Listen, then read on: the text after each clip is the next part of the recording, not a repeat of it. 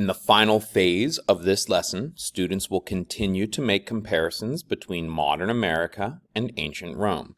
We'll ask ourselves if the challenges faced by the Romans 1,500 years ago can teach us any lessons about the struggles our country is facing today. In the process, we're working to practice our analysis of political cartoons as a varied type of source and our ability to express ideas in writing that combine both evidence and elaboration. To begin, we're thinking a little bit about review. Looking over your gray study guide packet, consider which of the strategies that you've used so far to prepare for the upcoming test. A good goal would be to have used at least 3 or 4 different tools. Some of these might be worth focusing much of your time on, but you shouldn't use just one activity. It might not cover everything that's included on the test. Scan through the first page and put a check mark next to any tools you've used so far. Pause the video now. Your overarching goal would be to spend about 45 minutes on the test. Depending on how you did with the first test, depending on how you've been feeling about our reviews in class, and maybe thinking about how you're doing on the activities you're working through with your studying, you can either increase or decrease that number. Reflecting on how you're performing along the way is really important. The most high-impact tools are the 3 listed on the screen: the practice test, the study guide, and the end-of-unit Kahoot. Those do the best job of pulling together many topics in one place. In your digital rundown, I've starred some of those pieces that I think you would be very wise to focus on. In addition, I've also marked that it would be good for you to check the link that includes our answer keys. And notice that they are numbered by handout so that it's easy for you to put things in the correct order within your binder, to find things, and if you were absent, to make sure everything is marked up and done the way it's supposed to be. In class, we had students look through the Edutopia article briefly again. We really tried to emphasize the importance of spreading out your studying over multiple days and doing tasks that make you think. You shouldn't just be rereading or staring at a sheet or considering open ideas of what might I be studying. Instead, you want to do practice tests, flashcards, quizzing yourself.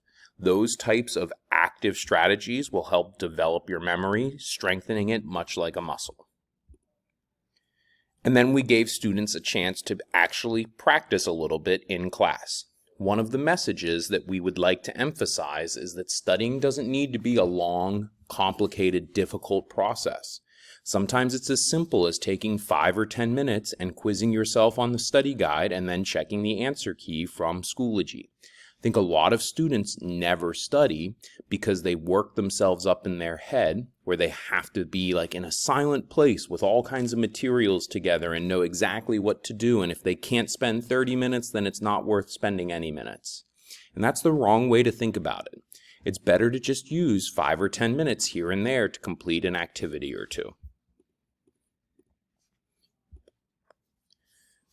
The rest of the lesson was us going through the remaining cartoons and especially practicing some of the writing strategies that we hinted at yesterday.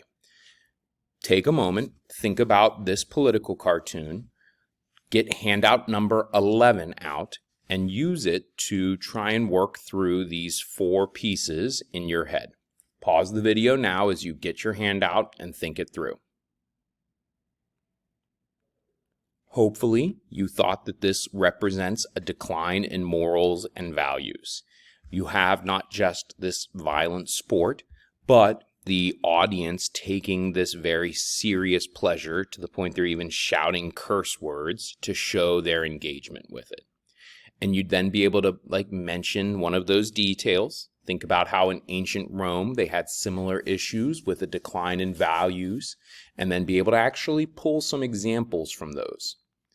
On the test, you'll be expected to do this as a writing, and that writing needs to include all 4 pieces. Pause the video to read this example essay and think about which piece from the top right corner is missing. Hopefully, you are noticing that they do not describe details from the cartoon, so they'd probably add that right here. It's important for us to use a political cartoon much the same way you'd use a source, like a textbook passage. Just as you would quote by putting in some details or summarizing it in your own words, we need to do the same thing with the cartoon. Summarize what's happening in there that is relevant to the topic you are writing about. So if we were going to show all of the pieces color-coded apart, here's what it might look like. Pause the video to think it through.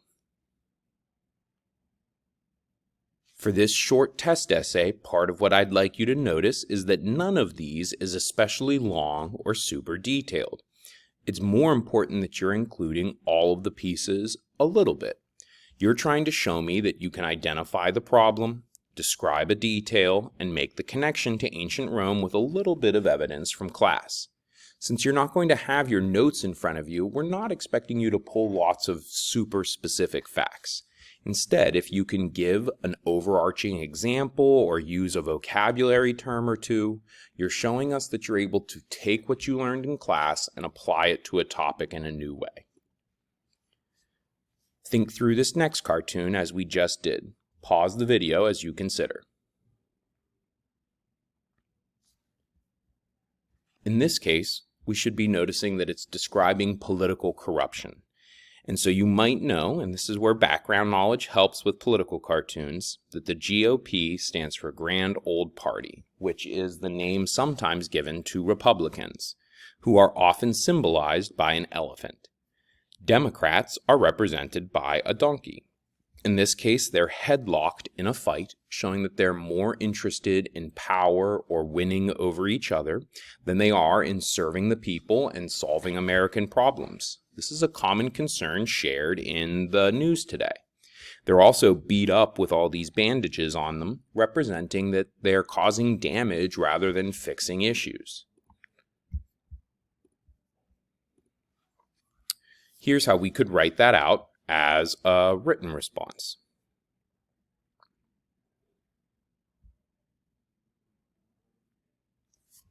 Pause the video to finish reading, making sure that you can name what each of those color-coded sections represents.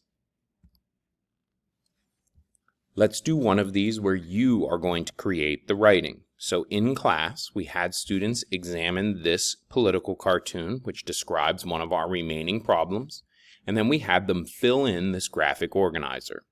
For the moment, I'm okay if you're just thinking this through in your head rather than writing it down. Pause the video now to think it through. Here are my examples. So this is how I would have brainstormed ideas and created kind of my initial notes before writing a short response. Pause the video to look it over.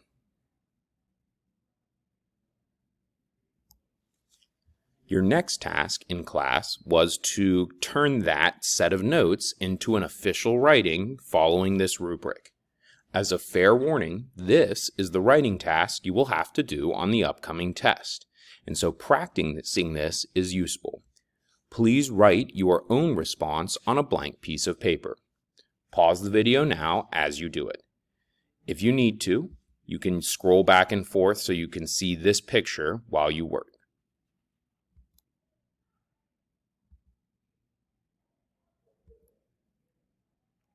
Hopefully you've finished your writing. Take a moment to score yourself, even if you're just doing it in your head, using this rubric on the screen. This will be the rubric we use to score you in class. Here's an example of a strong essay that would achieve a perfect score. Pause the video to read it through.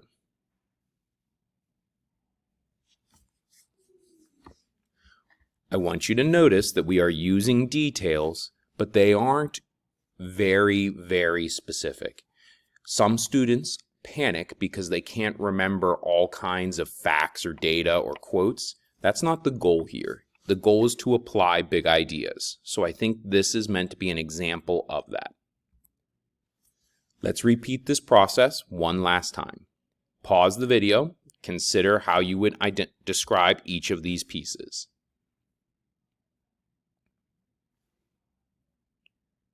Let's look at an example of a writing with this. In your head, read through the blue text and then consider how you would score this and why. Pause the video now.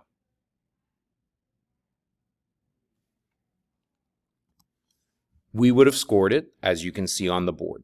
It's missing a topic sentence, even though it does show us that the student understood the correct idea. You need to explicitly state that in the beginning, rewriting the prompt.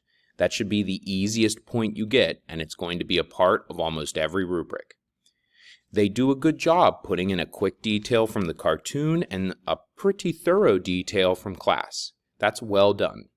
But their conventions are a major problem.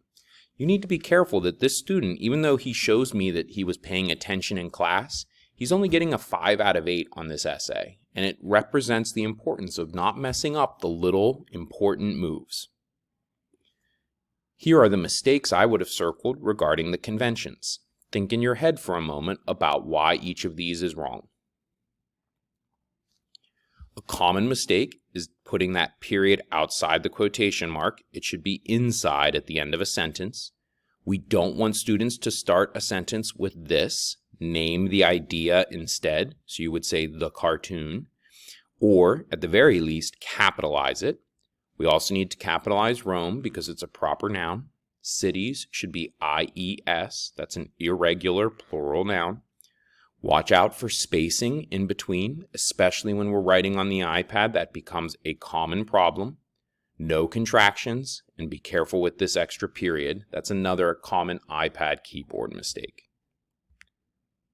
Here's an example of how this essay would look if it was well written. They've added a topic sentence, and they've fixed those conventions. Pause the video now to scan it through.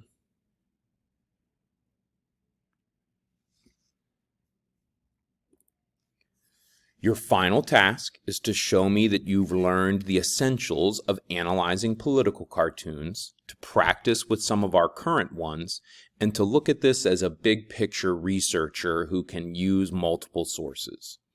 This is a bit of a challenging assignment, though I think you should be able to get much of it correct if you take your time, read the instructions and the questions. Your goal is a 9 out of 12. We are going to be putting this into Skyward, so take your time and do it well.